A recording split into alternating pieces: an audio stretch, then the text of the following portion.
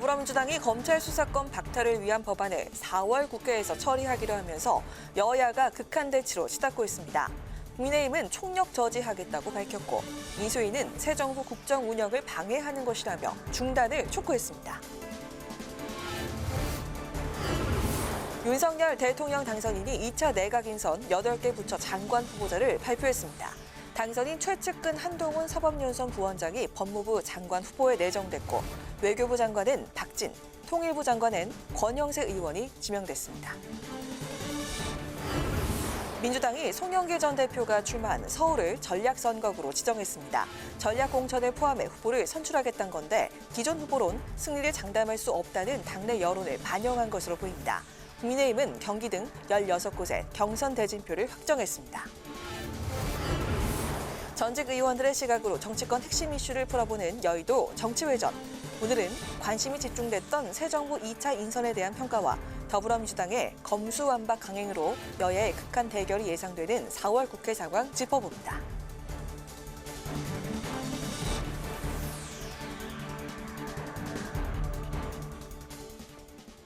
여러분 안녕하십니까? 4월 13일 의정 종합뉴스 뉴스엔 시작하겠습니다. 윤석열 대통령 당선인이 새 정부 초대 법무부 장관에 최측근인 한동훈 사법연수원 부원장을 지명했습니다. 부총리 겸 교육부 장관은 김인철 전 한국외대 총장, 외교라인은 국민의힘 4선 중진 의원을 약점하는 등 8개 부처 장관 후보자를 발표했습니다. 김동길 기자가 보도합니다. 윤석열 정부의 초대 법무부 장관에 한동훈 사법연수원 부원장이 내정됐습니다. 한 후보자는 검찰 내 특수통이자 대표적인 윤석열 라인으로 분류되는 인사로 윤 당선인은 법무행정의 현대화를 이끌 최적임자라고 강조했습니다.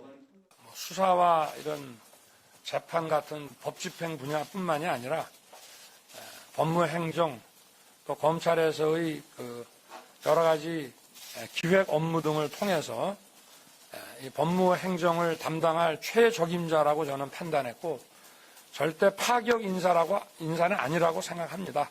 부총리 겸 교육부 장관에는 김인철 전 한국외대 총장을 내정했습니다. 교육 현장에 풍부한 경험을 바탕으로 교육 정책에 대해 개혁적인 목소리를 낸 교육자라며 인선 배경을 설명했습니다. 교육부 개혁과 고등교육의 혁신을 통해 4차 산업혁명 시대를 준비하고 자라나는 아이들과 청년 세대에게 공정한 교육의 기회와 교육의 다양성을 설계해 나갈 적임자라고 판단했습니다. 외교라인에는 국민의힘 4선 중진 의원을 발탁했는데 외교부 장관에는 박진 의원을, 통일부 장관에는 현재 대통령직 인수위 부위원장을 맡고 있는 권영세 의원을 지명했습니다. 이와 함께 행정안전부 장관에는 이상민 전 국민권익위 부위원장, 환경부 장관은 한화진 한국환경연구원 명예연구위원, 해양수산부 장관은 조승환 전 해양수산과학기술진흥원장, 중소벤처기업부 장관 후보자에는 이영 국회의원을 각각 내정했습니다. 남은 고용노동부와 농림축산식품부 장관 후보자에 대한 인선은 늦어도 이번 주 안에는 발표할 것으로 알려졌습니다. 윤 당선인은 이번 발표에서 대통령 비서실장에 김대기 전 청와대 정책실장을 내정했는데 이에 따라 비서실 인선도 속도를 낼 것으로 보입니다. 국회 방송 김동길입니다. 이처럼 윤석열 대통령 당선인이 장관 후보자 8명을 추가로 발표했습니다. 현재까지 발표된 장관 후보자는 모두 16명인데요. 안철수계 인사들의 이번 인선에서도 빠지면서 공동정부 구상에 차질을 빚는 게 아니냐는 해석이 나오고 있습니다. 이번 2차 인선도 세대, 성별, 지역 등의 안배보다는 능력 위주의 인선을 했다고 설명했는데 측근 인사들도 발탁됐습니다. 보도에 임채원 기자입니다.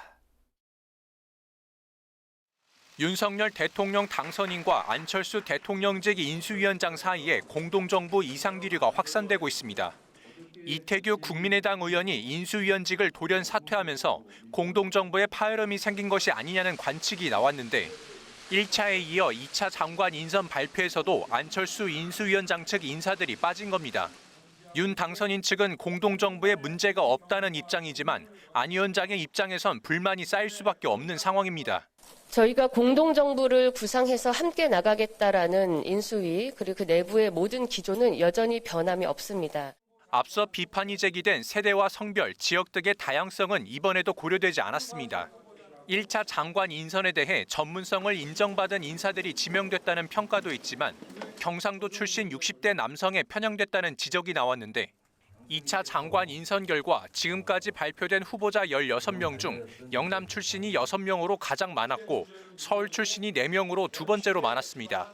60대 후보자는 9명으로 평균 나이는 59.7세를 기록했고 김현숙, 한하진, 이영 후보자를 제외한 13명이 남성입니다. 윤 당선인의 측근들도 눈에 띕니다. 특히 한동훈 검사장이 법무부 장관에 지명됐고 권영세 의원은 통일부 장관에, 충암고 동문인 이상민 전 권익위 부위원장은 행안부 장관에 지명됐습니다. 국회방송 임천입니다. 더불어민주당이 검찰 수사권 박탈 이른바 검수완박 입법을 당론으로 채택하고 4월 국회 처리를 못 박으면서 전국이 급속도로 얼어붙고 있습니다. 입법 총력 저지 방침을 밝힌 국민의힘은 우선 대국민 여론전으로 대응해 나가기로 했고 인수위원회와 검찰도 검수완박 입법에 반대 목소리를 냈습니다. 박지영 기자가 보도합니다.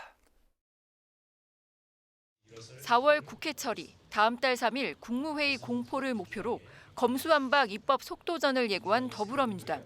민주당 지도부는 검찰개혁은 더 이상 미룰 수 없는 과제라며 입법의 필요성을 거듭 강조했습니다. 현재 검찰 권력은 민주주의와 삼권 분립의 토대를 위협하는 수준에 이르렀습니다. 검찰 정상화 이제 더 이상 미룰 수 없습니다. 검수완박 입법에 대한 당론 채택에도 불구하고 당내 우려의 목소리는 계속됐습니다.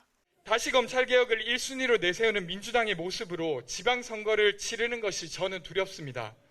시민들의 지지를 호소할 자신이 솔직하게는 없습니다. 무제한 토론, 필리버스터로 검수완박 입법 저지 방침을 밝힌 국민의힘은 당장 대국민 여론전부터 시작했습니다. 권성동 원내대표와 국민의힘 소속 법사위원들은 긴급 기자 간담회를 갖고 검수완박은 대국민 입법 독재 선언이자 현 정권과 민주당 인사들의 비리 수사를 막기 위한 방탄 입법이라고 주장했습니다. 문재인 대통령을 향해선 민주당이 입법 강행 시 거부권을 행사해야 한다고 요구했습니다. 문 정권이 저지른 권력형 비리 의혹 수사를 원천 봉쇄하기 위한 것이라고 의심하지 아니할 수가 없습니다. 정권 교체가 되자 더 이상 검찰 수사를 막을 방법이 없으니 아예 박탈하겠다는 것입니다. 대통령직 인수위원회도 국민 보호와 아무 관련이 없는 검수완박 입법 추진은 즉각 중단돼야 한다는 입장을 냈습니다. 대통령의 국정 운영을 방해하는 것이자 대통령 선거로서 확인된 민의에 불복하는 것이라고 하지 않을 수 없습니다.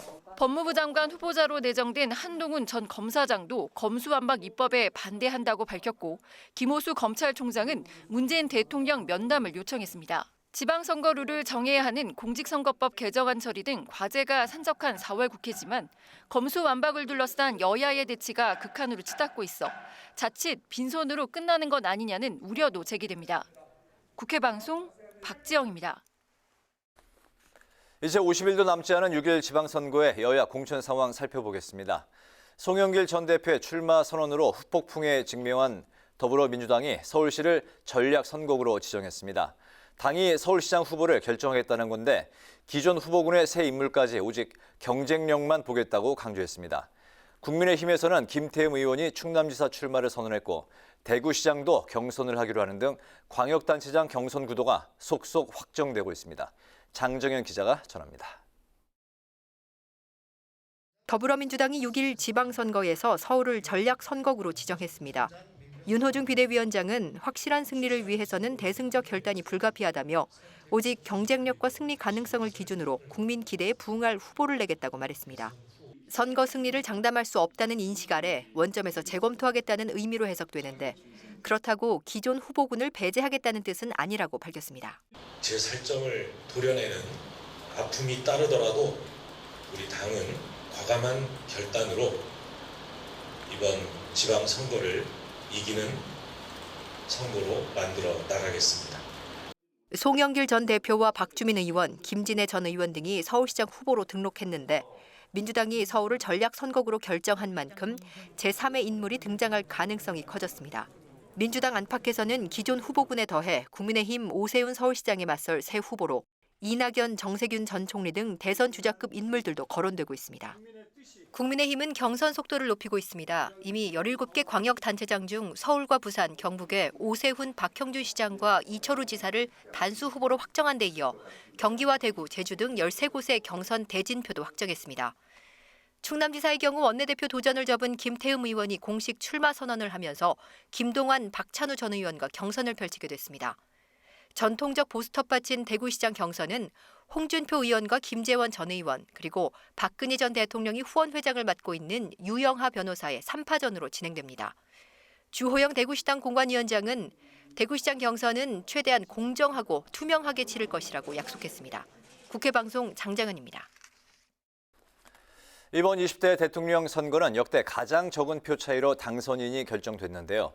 선거 과정에서 있었던 정당 간 경쟁과 지지자들의 대립 구도가 선거 후에도 이어지고 있는 양상입니다.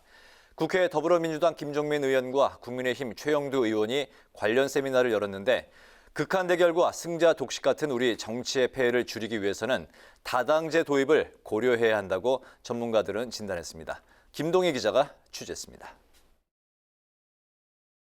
국민 통합이 새 정부의 최우선 과제로 떠올랐지만 양극화된 정치 구조는 국민 통합의 큰 걸림돌로 우려되고 있습니다. 토론에서는 무엇보다 승자 독식의 폐해를 막기 위해 거대 양당 중심의 현 체제에서 다당제로의 전환이 시급하다는 의견이 제기됐습니다. 다양한 정당들이 존재할 때 그 유권자들이 선택할 수 있는 선택지가 그만큼 넓어지고 그리고 이 정당 간의 연립에 의한 권력의 공유가 가능하기 때문에 이 정당들 간의 적대적인 정치가 완화되기 때문이거든요. 독일과 스웨덴과 같이 다당제를 취하고 있는 서구 유럽에서는 양당제 국가인 미국이나 영국에 비해 정치 양극화가 훨씬 덜한 것을 예로 들 수 있습니다. 세대별로 20대에서 양극화가 심화된 것도 주목할 점으로 꼽혔습니다. 이전까진 주로 여성 문제와 같은 사회적 이슈에서 남녀가 갈렸는데 특히 대선 때부터 경제와 대북, 외교 정책 분야까지 모든 영역에서 양극화 현상이 나타나고 있다는 겁니다. 3년 전과 지금이랑 비교를 해보면 남녀 간의 그 사회적인 쟁점에서 여러 가지 여성가족부라든지 이런 데서 차이가 났었던 부분들이 거기서만 그치지 않고 이렇게 전이가 되는 것 같습니다. 그래서 다른 사회적 이슈에 대해서도 사실은 어떤 차별성을 서로 남녀 간에 이렇게 보이게 되고. 전문가들은 대선이 끝난 뒤에도 이 같은 현상이 지속될 경우 사회 양극화 문제가 훨씬 심각해질 수 있다고 우려했습니다.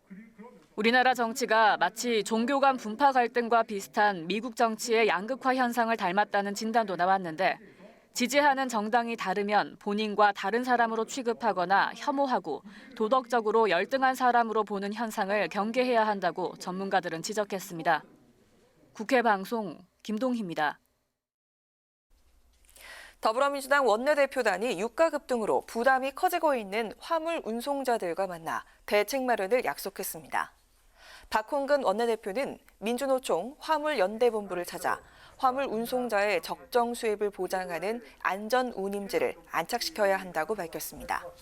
또 유류세를 법정 최대치인 37%까지 인하해 줄 것을 정부에 요청했다며 집행력과 실효성이 담보되는 정책을 마련하겠다고 강조했습니다. 박경석 전국장애인차별철폐연대 공동대표와 이준석 국민의힘 대표가 JTBC 썰전 라이브에서 장애인 이동권 등을 주제로 토론을 벌였습니다. 박 대표는 시민의 기본적 권리가 보장되지 않는 상황에서 장애인과 같은 소수자가 자신의 목소리를 내며 불법을 저지르는 게 비문명으로만 치부될 수 없다고 주장했습니다.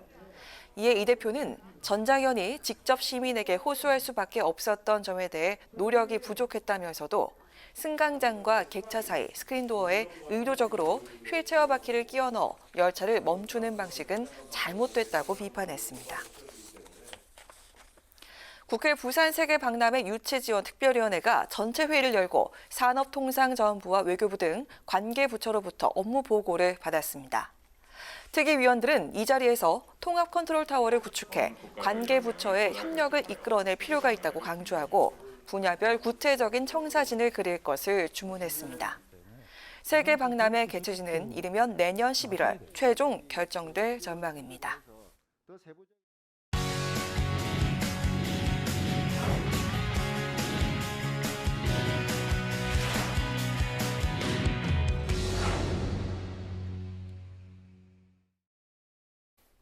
네, 오늘 이슈 분석 김희연 기자와 함께합니다. 김 기자, 어서 오십시오. 안녕하세요. 네. 검찰의 수사권을 완전히 박탈하는 이른바 검수완박이 정치권에 계속된 이제 쟁점 사항인데 네. 민주당이 현 정부 임기 내에 관련 법안을 처리한다는 계획인 거죠? 네, 그렇습니다. 민주당은 어제 그 의원총회에서 이 검찰의 수사권 폐지를 중심으로 한 검찰 개혁안을 당론으로 추진하기로 했습니다. 오늘도 처리하겠다는 의도를 밝혔는데요. 네. 윤호중 비상대책위원장은 검찰이 수사권과 기소권을 한 손에 틀어쥐고 선택적 수사와 정치 개입으로 법치를 교란하고 사법 정의를 훼손해왔다고 주장했습니다. 현재 검찰 권력은 민주주의와 상권 분립의 토대마저 위협하는 수준에 이르렀다며 더 이상 검찰 개혁을 미룰 수 없다고 강조했는데요. 민주당은 현 정부 임기 중인 다음 달 3일 검찰 개혁안 공포를 목표로 이번 달에 처리할 계획입니다. 다만 이 지방선거를 앞두고 무리한 입법 추진이 독이 될 수 있다 이런 일부의 우려가 나오곤 있지만 이 새 정부 출범 이후에는 윤석열 당선인이 거부권을 행사할 수 있는 만큼 다소 무리를 하더라도 현 정부 내에 처리하겠다는 계획을 세웠습니다. 네, 대통령 당선인이 취임 이후에 거부권을 행사할 수 있기 때문에 현 정부 임기 내에 지금 처리하겠다는 게 이제 그 민주당 입장인 건데 맞습니다. 국민의힘 입장은 어떻습니까? 네, 일단 국민의힘은 총력 저지에 나설 계획입니다. 이 권성동 원내대표는 오늘 법사위원들과 긴급 기자간담회를 열었는데요. 이 민주당이 검수완박을 통해 현 정권에서 저지른 권력형 비리 의혹 수사를 원천 봉쇄하려는 속셈이 아닌지 의심스럽다고 주장했습니다. 또 수사권 폐지로 공백이 생길 6대 중대범죄 수사를 위해 중대범죄수사청을 신설한다 하더라도 제2의 공수처가 될 뿐이라고 비판했습니다. 그러면서 민주당을 향해 독재적인 입법 추진을 당장 멈춰야 하고 문재인 대통령이 거부권을 행사해 결자 해지해야 한다고 압박했습니다. 이 밖에 검경 수사권 조정 이후 정말 이 수사기관에 문제가 있다면 여야 TF나 특위를 구성해 검찰제도 개선에 대해 논의하자고 제안했습니다. 네, 국민의힘에 이어서 인수위원회도 반대 입장을 밝혔죠? 네, 그렇습니다. 이 유상범 인수위원은 예정에 없던 기자회견을 열고 민주당의 검수완박을 강력히 비판하면서 즉각 중단하라고 촉구했는데요. 이 검찰 수사권 완전 폐지는 검사에게 영장 신청권을 부여한 헌법 취지에 맞지 않는 헌법 파괴 행위고 특정 인물이나 부패 세력을 수호하기 위해 국가의 수사 기능을 무력화하는 것이라고 주장했습니다. 거기다가 여기에 이 검찰의 반발도 점점 커지고 있습니다. 김호수 검찰총장은 헌법에서 검사를 수사 주체로 규정하고 있는데 수사권이 폐지되면 범죄자만 만세를 부를 것이라며 헌법 정신 위배라고 주장했습니다. 그러면서 필사즉생의 각오로 모든 수단을 동원해 검수완박을 막겠다며 문재인 대통령에게 면담을 요청했다고 밝혔습니다. 오늘 발표된 한동훈 법무부 장관 내정자 역시 반대하며 검수완박 법안 처리 시도가 반드시 저지돼야 한다고 주장했는데요. 이 향후 국회 인사청문회에서 쟁점이 될 전망입니다. 네, 이런 일단 반대 벽에도 불구하고 민주당은 일단 이번 달에 처리하겠다는 그런 이제 방침인 건데 네. 상임위부터 통과해야 되는데 그 전망이 어떻습니까? 네, 일단 이 검찰의 수사권 폐지가 들어있는 법안은 검찰청법 개정안이고 네. 소관 상임위는 법제사법위원회입니다. 네. 이 1차 관문인 셈인데 국민의힘이 이 상임위에서 법안 통과를 막기는 사실상 어려워 보입니다. 네. 이 보통 이 이견이 있는 법안에 대해 야당은 안건조정위원회를 신청해서 90일의 심사 기간을 더 보장받을 수 있는데요. 안건조정위원회는 여야 3명씩 동수로 구성하고 제적의원 3분의 2, 그러니까 4명이 의결 종족수입니다. 원래대로라면 법사위는 민주당 12명, 국민의힘 6명으로 안건조정위는 3대3 동수로 구성되는데 민주당이 최근 이 사보임을 강행하면서 상황이 바뀌었습니다. 기존의 박성준 의원을 무소속 양향자 의원으로 바꾼 겁니다. 이렇게 되면 안건조정위원회가 민주당 3, 국민의힘 2, 무소속 1이 되고 양향자 의원이 기존 민주당 출신이라는 점을 감안하면 민주당이 이 안건조정위원회를 무력화할 수 있습니다. 네, 그렇군요. 본회의 전망은 또 어떻습니까? 네, 이 본회의에 법안이 상정되면 국민의힘은 무제한 토론인 필리버스터를 발동해서 막을 계획입니다. 이 필리버스터를 종결하려면 제적의원 5분의 3 이상 180명의 찬성이 필요한데요. 현재 민주당 의석수는 172석이고 민주당 출신인 이 박병석 국회의장을 비롯한 무소속 의원을 다 동원하더라도 177석입니다. 여기에 기본소득당 1명, 시대전환 1명씩 추가하면 179석, 의결 정족수에 딱 1명 부족합니다. 하지만 정의당은 검수완박에 반대하고 있는데요. 그래서 이 민주당 자력으로 180석 이상을 확보할 수 없기 때문에 임시국회 회기를 쪼개는 방식으로 필리버스터를 무력화할 것으로 보입니다. 국회법상 회기가 종료되면 필리버스터를 했던 안건은 다음 회기에 즉시 표결에 붙여야 합니다. 네.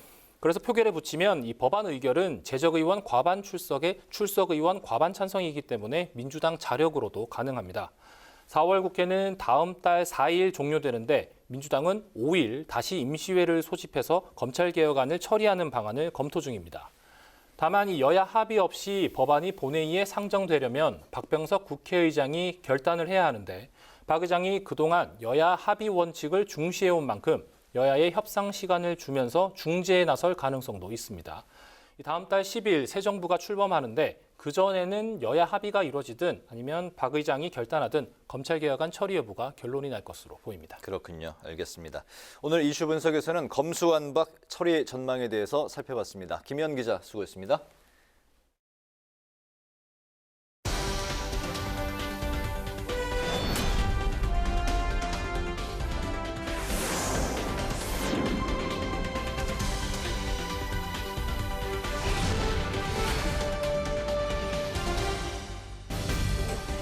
강한항의 정치톡 시간입니다.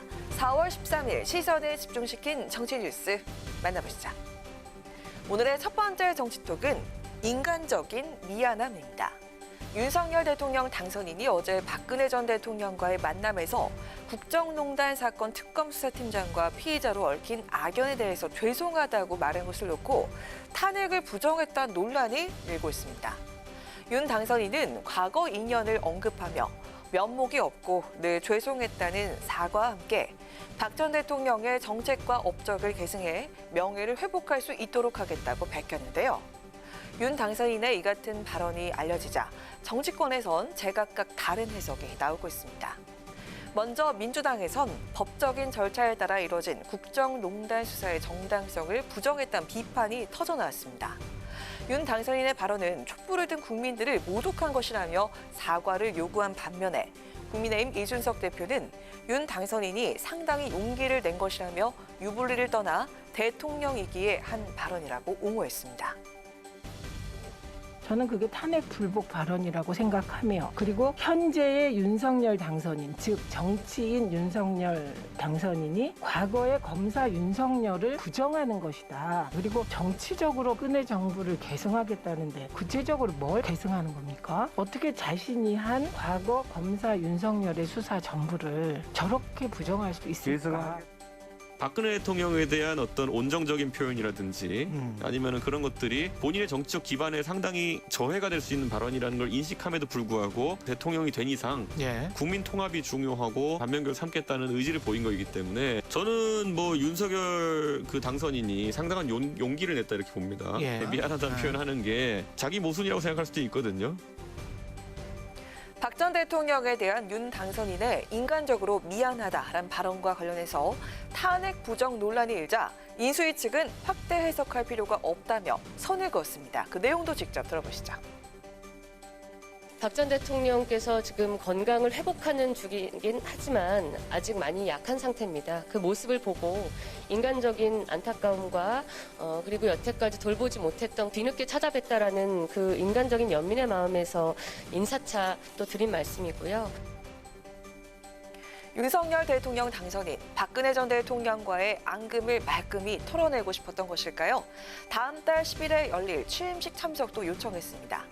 윤 당선인의 사과 발언을 놓고 저마다 해석이 엇갈리고 있는 지금 인간적인 미안함이었다는 윤 당선인 측의 설명, 국민은 과연 어떻게 받아들일까요? 이어서 오늘의 두 번째 정치톡은 취임식 엠블럼 변경입니다. 지난 월요일이었죠. 20대 윤석열 대통령 취임식 밑그림이 공개됐습니다. 슬로건은 다시 대한민국, 새로운 국민의 나라. 엠블럼은 우리 전통 매듭인 동심결 문양을 활용한 디자인으로 확정을 했는데요. 취임 준비인은 대한민국을 위한 다짐과 약속의 의미를 담았다며 이번 취임식 캠페인의 중요한 모티브가 될 것이라고 설명했습니다. 전통 매듭 동심결은 같은 마음으로 묵다라는 의미로서 과거의 모든 갈등과 엉킨 것들을 풀어내고 국민들의 마음을 다시 하나로 묶고 서로 다른 것들을 이어주는 연결을 통해 새로움을 창조해내는 의미를 담고 있는 상징으로서 시각적 표현뿐만 아니라 당일 행사 전반에 걸쳐 표출될 것입니다. 하지만 취임식의 엠블럼이 공개된 후 온라인 커뮤니티 등에서 엠블럼의 동심결이 죽은 사람을 염할 때 쓰는 사동심결과 비슷하다는 주장이 제기됐습니다. 결혼이나 사주단자 등 살인 사람에게 쓰는 매듭인 생동심결이 아니라 죽은 사람에게 쓰는 사동심결이란 지적이었는데요.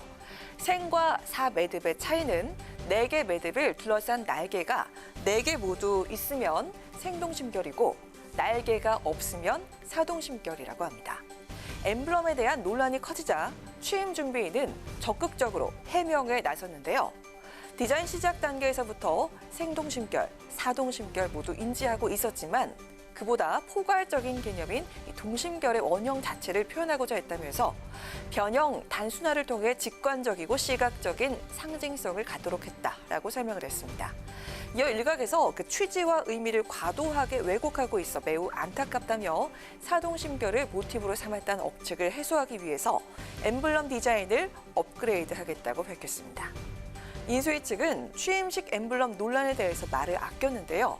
이어지는 기자들의 질문에 특별한 입장이 없다며 대통령 취임준비위원회가 조금 더 자세히 안내할 수 있을 것이라고 답했습니다. 취임식 엠블럼이 예상치 못한 논란에 휩싸이자 취임준비위 서둘러 엠블럼을 변경하기로 했습니다. 새로운 대한민국을 다짐하는 20대 대통령 취임식 현장, 그곳에서 새롭게 선보일 엠블럼은 과연 어떤 모습일까요? 지금까지 강하락의 정치톡이었습니다.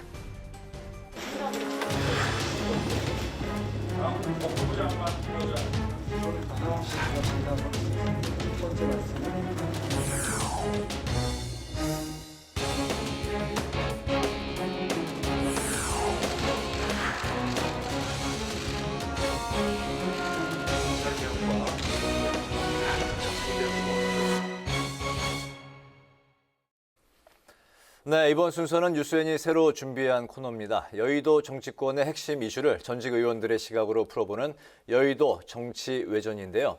앞으로 매주 수요일 품격 있고 깊이 있는 대담을 보여줄 두 분이십니다.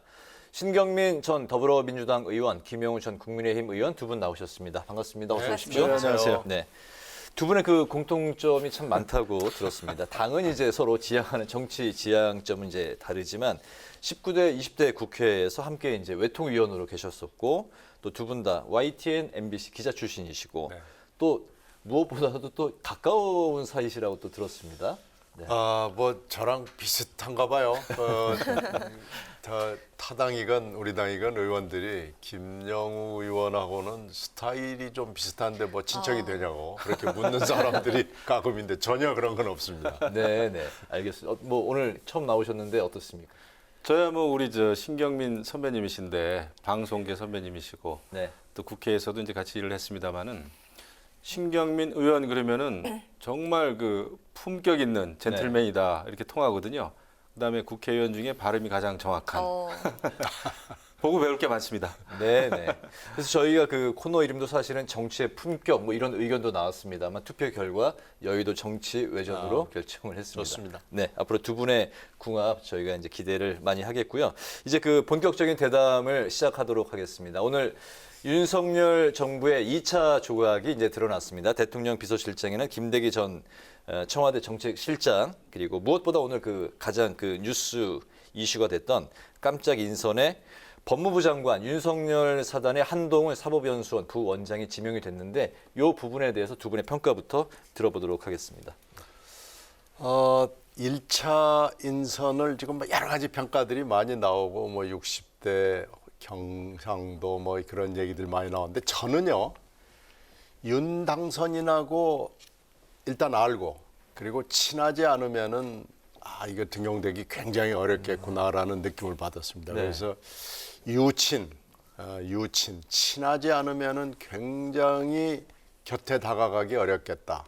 윤 당선인 내지는 윤 당선인을 싸고 도는 사람들, 네. 윤핵관이라고도 볼 수 있죠. 윤핵관은 지금 점점 그 범주가 넓어지는 느낌이 좀 있긴 하지만 핵심은 역시 뭐 비슷한 것 같아요.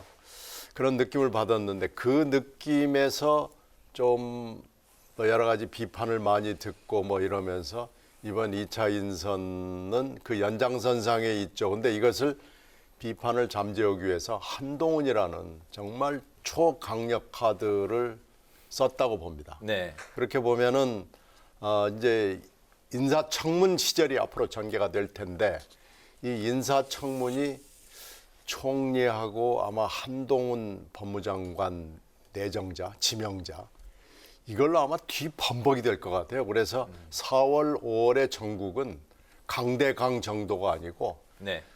극초강대 극초강으로 붙게 되지 않을까. 이렇게 해서 6월 선거로 대선 2라운드가 4, 5월이 전개가 돼서 6월 1일 날 2라운드 결과를 우리가 받아보게 되지 않을까 이렇게 예상을 해서 굉장히 걱정을 합니다. 네, 알겠습니다. 김영우 의원님.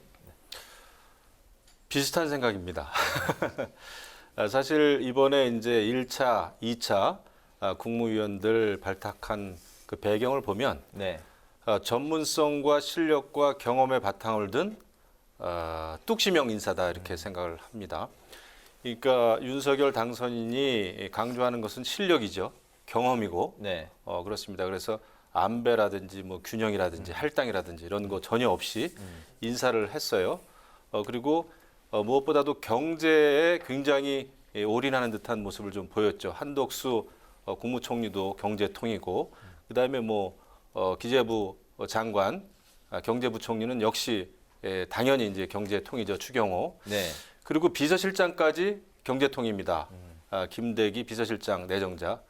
그런데 이제 오늘 2차 조각에 있어서 가장 눈에 띄는 것은 역시 윤석열 당선인의 최측근이라고 할 수 있는 한동훈 검사장을 법무부 장관에 깜짝 발탁을 했습니다. 이것이 당선인 스스로는 파격적인 게 전혀 아니다 이렇게 이야기는 했습니다마는 사실 많은 법조인들 또 주변에 있는 분들을 놀라게 했죠. 굉장히 젊고 그다음에 문재인 정부가 5년 내내 검찰 개혁을 하는 동안 사실 윤석열 당시 검찰총장은 추미애 법무부 장관으로부터 엄청나게 핍박을 받지 않았습니까? 그때 한동훈 검사장도 세트로 윤석열 총장하고 똑같이 핍박을 받았죠. 사실 4차례에 걸쳐서 좌천이 됐었죠.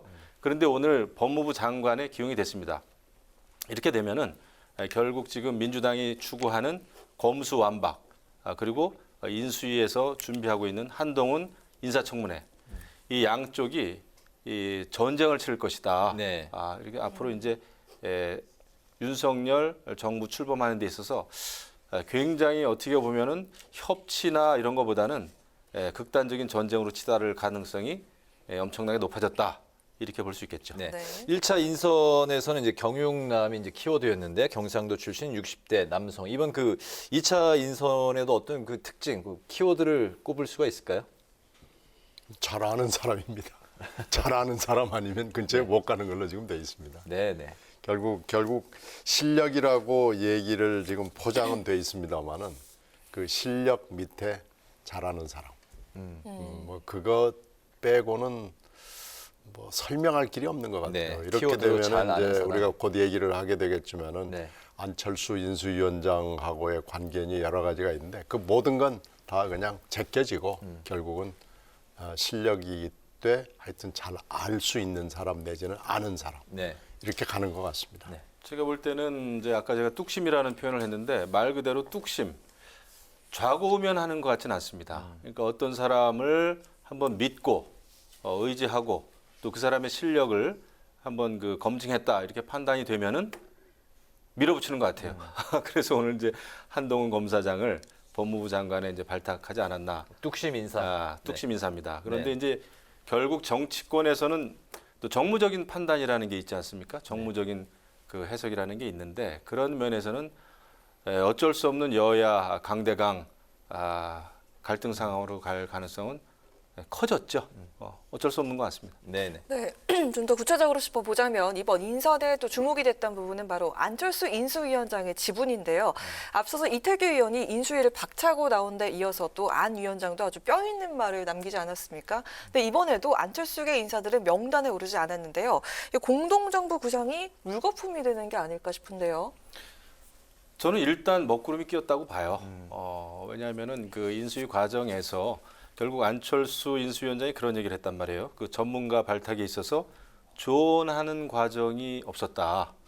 그러니까 아마 여러 그 인물들, 인사들을 추천은 한 것 같지만 그 인사가 구체적으로 발탁되는 데 있어서는 그 역할을 하지 못한 것 같습니다. 네. 이렇게 봤을 때는 굉장히 그 공동정부 구성은 어렵다. 왜냐하면 공동정부라고 하는 것은 정부 아닙니까? 그러면은 최소한 내각에 한두 명이 됐든 두세 명이 됐든 참여를 해야 되는데 그것이 물 건너 갔다라고 본다면 공동정부 구상이라고 하는 그런 것은 조금 흠집이 나게 됐다. 더더욱 이태규 인수위원이 그만두지 않았습니까? 네. 그런 상황에서 지금 사실 국민의힘과 국민의당이 합당 문제도 거의 한 95% 이상 완결이 됐습니다. 그럼에도 불구하고 이번에 그 조각 문제 때문에 네. 지금 그것이 완결점을 찍지 못했는데 오늘 2차 인선 그 발탁으로 인해서 공동정부가 조금 더 험난한 길을 가게 됐다. 이런 그 예감이 듭니다. 네. 네. 1차 인선에서요. 결정적인 패착이랄까요? 실착이라고 그럴까 하는 것이 너무나 눈에 띄었어요. 왜 그러냐면은 이번에 대선 과정에서 제일 큰 이슈 중에 하나가 연금 개혁이었거든요. 이 네. 4대 연금을 어떻게 할 것이냐를 가지고 모든 후보들이 이렇게 하겠다고 손가락 걸고 약속까지 했거든요. 그러면 보건복지부 장관을 선택을 할 때 적어도 그 당선인이 그것을 의식하고 있고 이것이 문제였다고 생각하면은 안철수 인수위원장하고 상의를 했어야 됩니다. 특히 보건과 복지는 두 개의 매우 이질적인 요소가 결합이 돼 있어서 이것을 어떻게 분리를 해야 되느냐라는 것이 이번 새로운 정부를 구성하는 데 있어서 현안 중에 하나였거든요. 네. 그렇다면 우선 당장은 정부조직법을 손을 댈 수가 없는 상황이면 자 우선은 연금 전문가로 복지 문제에 대해서 우리가 약속을 했던 대로 한번 실행을 할 수 있는 이걸 실천할 수 있는 사람을 찾아보자라는 얘기를 건넸어야 되거든요. 근데 그런 게 없이 갑자기 40년직이 외과 의가 덜커덕 된 거거든요. 근데 이 아마 이분 보니까 가령 보건복지부 장관을 할 수 있을 만한 능력이 검증된 사람인지 능력이 검증된 사람만을 쓰겠다고 하는 이 약속이 과연 보건복지부 장관 후보자한테서 실현이 된 것인지 매우 의심스럽고요. 또 하나가 더 있습니다. 안철수 인수위원장이 입만 열면 하는 게 바로 과학기술입니다. 네. IT 전문가고 지금 현재 앞으로의 과학기술이 어떻게 나가느냐라는 건 경제 전반과 정치까지도 영향을 주는 거라 그러면은 과학기술 분야의 수장은 그러면 안철수 위원장 당신이 한번 추천해봐라. 이래서 한 두세 명을 받아가지고 물론 본인이 당선인 본인이 생각하는 두세 명도 있겠죠. 그걸 전체를 놓고 이 중에서 베스트를 뽑아보자. 이렇게 가는 게 맞습니다. 근데 지금 그렇게 안 됐잖아요. 그리고 이제 이 사단이 일어나고 오늘 또 2차 발표가 나왔는데 조각에서 안철수의 흔적은 정말 아무것도 없습니다. 이렇게 되면은 아무리 안철수 위원장이 사람이 좋은 사람이라고 하더라도 이건 뭐 상당히 모욕이고 치욕이죠. 그래서 이렇게 되면 앞으로 여러 가지 정치 절차에 있어서 굉장히 큰 장애가 일단 형성이 된 거고 네. 이건 먹구름 정도가 아니고요. 지뢰밭이 형성이 된 겁니다. 그래서 이 문제를 당선인이 어떻게 풀어나가야 하느냐 하는 것도 지금 큰 과제로 숙제로 등장했습니다. 알겠습니다. 이번에 그 검수완박 이야기로 그 화제를 좀 바꿔볼까 하는데 어제 그 민주당이 검수완박 입법을 당론으로 이제 채택을 하지 않았습니까? 그 주요 이제 골자는 검찰 수사권 이제 즉시 박탈 그리고 한국형 FBI 설치 추진인데 당내 찬반 논란이 있을 거라는 예상과는 달리 그 강경론이 상당히 우세했다고 이제 들려왔습니다. 네. 그 배경과 또 두 분에 대한 그 입법 추진에 대한 그 평가를 한번 들어보겠습니다. 원래 뭐 당론 추진한다 그러면은 당론을 되게 이제 투표로 결정하기는 어렵거든요. 네. 그렇게 되면 찬반 토론을 하고 대개는 강경한 입장이 우선합니다. 그래서 당론 추천까지는 크게 어려움이 없는데요. 어저께 뭐 대의원 의견을 묻는 투표까지도 진행이 됐어요. 근데 네. 항상 보면 단톡방을 이용한 당 투표도 항상 찬성이 많습니다. 그래서 그건 뭐 그렇게 중요한 것 같지는 않은데 문제는 이제 두 가지 장애를 민주당이 극복해낼 수 있느냐죠. 하나는 절차적인 장애가 있을 거고요. 국회 절차와 행정부의 절차가 있는데요. 국회 절차를 이제 법사위하고 국회 본회의가 있는데 이걸 넘어갈 수 있느냐도 지금 현재로서는 좀 불투명하고요. 더 중요한 문제는 실체적인 장애입니다. 모든 국민들이 과연 여기에 대해서 찬성을 해줄 것이냐. 지금 현재 나타나는 걸로 봐서는 그렇게 쉬워 보이지 않습니다. 지금 아무것도, 그러니까 6대 범죄에 대해서 검찰이 하고 있는 데 대해서 맡을 주체가 분명치가 않잖아요. 경찰이 하면 된다고 그러는데 경찰이 지금 너무나 그 수사 부담이나 이런 것 때문에 힘겨워하고 국민들의 불만이 있기 때문에 이 장애를 극복해서 넘어갈 수 있느냐. 그리고 그 실체를 구성을 한다고 하더라도 시간이 걸리고요. 또 하나 문제는 그 실체를 그게 이제 뭐 중수청이 될지 뭐가 될지 모르겠습니다만은 영국형으로 독립적인 기관으로 만들 것인지 미국형으로 법무부 산하로 만들 것인지 그러면 또 다른 검찰청이 생기는 거라서 이것을 그러면 어떻게 할 것이냐라는 문제에 대해서 아직은 국민들의 지지를 받지 못하고 있어서 이 두 가지 장애를 민주당이 극복해서 돌파해 나갈 수 있느냐. 그리고 더 결정적인 건 시간이 5월 3일까지입니다. 네. 그렇게 따지면은 몇 주 안에 이 두 가지 장애를 극복해낼 수 있느냐. 지금 현재 민주당의 적극 지지층의 지지만을 가지고 이 장애를 극복해낼 수 있느냐가 지금 큰 현안인데 그렇게 쉬워 보이지 않습니다. 네, 20일 만에 이 복잡한 이 상황을 극복을 할 수 있을지도 어떻게 보십니까? 너무 무리하는 거죠. 지금 대통령 임기가 한 달도 채 남지 않은 상황에서 이것은 대통령한테도 엄청나게 부담을 드리는 것이고 이 검찰 개혁한다고 지난 5년 내내 국력을 낭비했었습니다. 사실상 검찰 개혁의 내용도 일반 국민들의 입장에서는 분명치가 않았어요. 결국은 공수처 하나 만드는 거였습니다. 그리고 검경 수사권 조정이었죠. 네. 근데 그렇게 애를 쓰고 만든 검경 수사권 조정에 의한 지금 현행 형사 사법도 1년밖에 되지 않았지 않습니까? 이것을 제대로 실행도 안 해보고 검찰의 수사권을 완전히 뺏겠다. 정말 검찰 수사권을 완전히 박탈하겠다고 하는 것은 누가 보더라도 문재인 정부 사람들 혹은 이재명 전 지사 지키기다. 그 외에는 어떻게 해석을 하더라도 말이 되지 않습니다. 이런 상황에서 결국은 이 민주당이 추구하는 검수완박은 결국은 정말 검찰 개혁의 어떤 목표도 불명치 않고 방법도 어제 이제 박수 쳐가지고 당론으로 정했다고 하는데 지금 민변이라든지 참여연대든지 법조계 모든 사람들이 지금 반대하고 있는 거 아니겠습니까? 네. 그리고 일반 국민들의 여러 가지 이 사건을 처리하는데 지금도 경찰 인력으로 힘들다 그럽니다. 예전에 사건 처리 기일보다도 훨씬 평균 기일이 늘어났습니다. 이런 상황에서 어떻게 검찰의 수사권을 박탈하면서 이 문제를 해결하겠는가. 이것은 민주당이 정치적인 논리밖에 없는 것이다. 그래서 검찰 개혁을 추진하다가 정권까지 뺏겼는데 이제 검수완박을 통해서 결국은 새 정부하고 강대강 전쟁을 불러일으키게 됐습니다. 네. 네, 민주당은 이 국민의힘의 필리버스터 카드 맞불 전략으로 회기 쪼개기를 검토하고 있습니다. 또 정의당을 설득해서 필리버스터를 원천 차단하려는 것도 염두에 두고 있는 모습인데요. 근데 국민의힘이 이렇게 결사 저지를 외치고 있지만 사실상 이걸 저지할 방안이 마땅치 않아 보이는데요. 어떻습니까?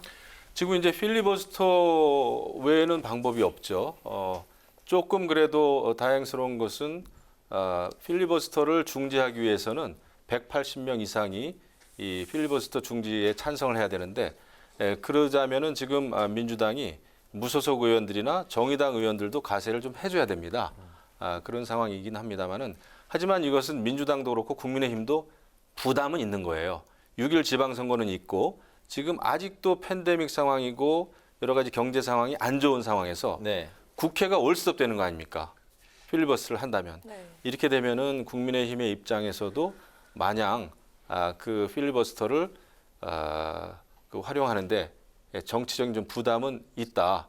다만 이제 국민 여론이 문제입니다.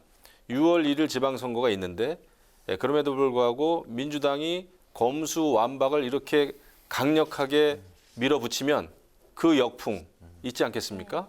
이런 상황에서 과연 검수완박은 누구를 위한 것이냐? 거기에 이제 유권자들, 국민들은 생각을 하겠죠.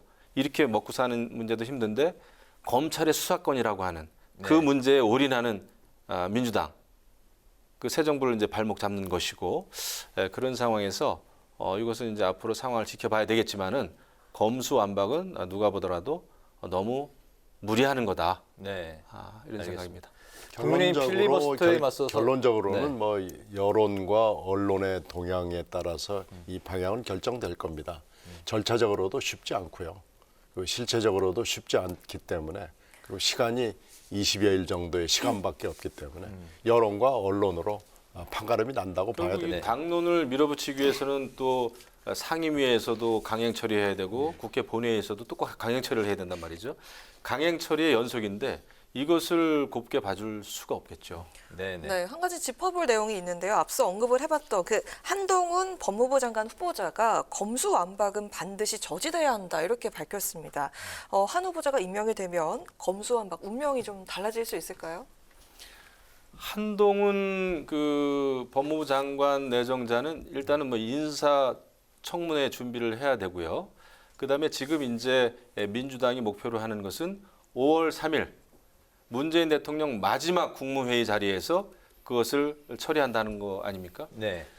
그렇게 봤을 때는 검수완박, 그러니까 민주당이 정해놓은 일정으로 봤을 때는 한동훈 법무부 장관 지명자가 할 수 있는 일은 없다고 봐야 되죠. 이제 새 정부 출범을 하면은 윤석열 당선인은 당연히 이 법안이 그때 만약에 이제 통과되더라도 거부권 행사할 것이다. 이런 거 아닙니까? 그렇기 때문에 윤석열 대통령이 취임하기 전에 이것을 어떻게 해서든지 완결을 보겠다고 하는 것이 지금 민주당의 전략이거든요. 네. 그렇게 봤을 때는 지금 이제 4월 안에 국회 본회의에서 처리가 돼야 됩니다. 5월 3일 날 공포가 되기 위해서는. 그렇기 때문에 이건 뭐 한동훈 지명자하고는 큰 당장은 이제 관련이 없겠지만 결국 민주당하고 그다음에 윤석열 정부하고 물론 이제 앞으로 이제 법무부 장관을 맡게 될 한동훈 법무부 장관 지명자하고 이거는 완전히 완벽한 전쟁이죠. 네네. 뭐 정치적 상징성 정도는 분명히 있지만요. 한 내정자는 뭐 힘은 없는 거죠. 네네. 그러나 이제 정치적 상징성은 분명히 있고 윤 당선인의 의지는 분명히 밝힌 거라고 볼 수 있거든요. 그러니까 그 정도 의미는 있을 겁니다. 알겠습니다.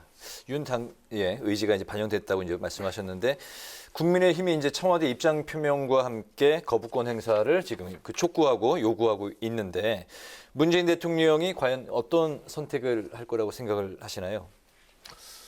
만약에 국회가 절차를 마치면 문재인 대통령은 뭐 거부권 행사할 것 같지는 않은데요. 지금으로 봐서는 문재인 대통령이 거부권 행사하는 기대하기 그렇게 쉬워 보이지 않습니다. 네네. 근데 여기서 이제 눈여겨봐야 될 것이 김호수 현 검찰총장이 이 건과 관련해서 대통령한테 면담을 요청했습니다. 이것은 굉장히 중요한 사안이죠. 네. 그래서 이 법조계뿐만 아니라 사회의 시민단체 모두 반대하는 상황에서 과연 이 법안을 5월 3일 날 국무회의 때, 그러니까 국회에서 통과되더라도 문재인 대통령이 공포할 수 있을까? 쉽지 않아 보입니다. 네, 알겠습니다. 오늘 여의도 정치외전 처음으로 두 분 같이 이제 합을 맞춰 보셨는데 오늘 그 같이 하셨던 느낌이 어떠셨습니까? 오늘 첫 시간이니까요. 그리고 워낙 근데 달변이시고 워낙 뭐 방송에는 달인이시기 때문에 저는 뭐 하시는 그대로 따라하면 될 것 같습니다. 예. 오늘 아주 좋았습니다. 여러 가지 이견을 확인할 수 있었고 같은 점도 많이 확인할 수 있고 그래서 좋았습니다. 네, 알겠습니다.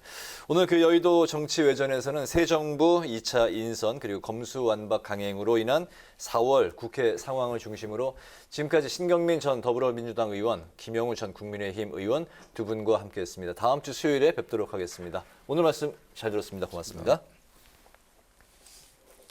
내일도 서울과 경기 북부를 제외한 전국 대부분 지역에서 비가 내리다가 낮에는 대부분 그치겠습니다. 아침 기온은 서울이 10도, 대구 9도를 보이겠고 낮 기온은 서울이 16도, 광주 21도, 부산 14도 안팎에 머물겠습니다. 오늘 뉴스에는 여기서 마치겠습니다. 시청해주신 여러분 고맙습니다.